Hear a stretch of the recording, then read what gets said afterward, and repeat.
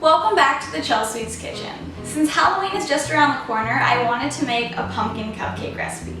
So this is super easy, it's a one bowl recipe, and it's actually just a twist on my classic vanilla cupcake recipe. So as you guys can see, the batter is a beautiful shade of orange, and I can really smell all the spices in the pumpkin that we added.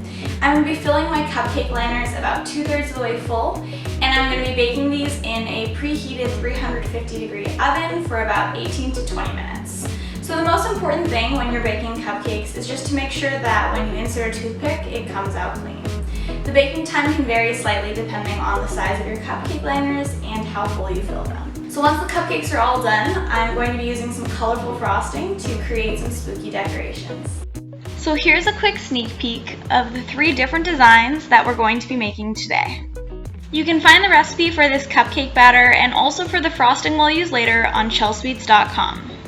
The first decoration is a pumpkin. Using my favorite American buttercream, colored orange with a little bit of gel food coloring, I piped lines on top of my cupcakes. Once all the cupcakes were frosted, I took Tootsie Rolls and cut them in half.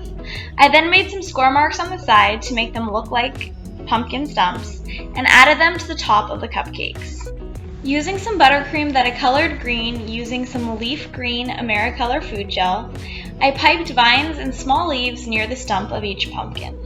So as you guys can see, this decoration is super easy and a really fun look to create. To make the multicolored frosting for our next cupcake, I used a Wilton 1M tip placed into a large piping bag. After laying down some saran wrap, I piped a bunch of different Halloween colors in lines onto my saran wrap. I used purple, orange, green, white, and black. I then made a log out of all of the frosting by rolling the saran wrap, and I then carefully pulled one of the ends through my frosting tip. Once it was pulled through, I trimmed it and am then ready to pipe the frosting onto my cupcakes. I really enjoy using a Wilton 1M tip, but you can use whatever frosting tip you have on hand or you prefer.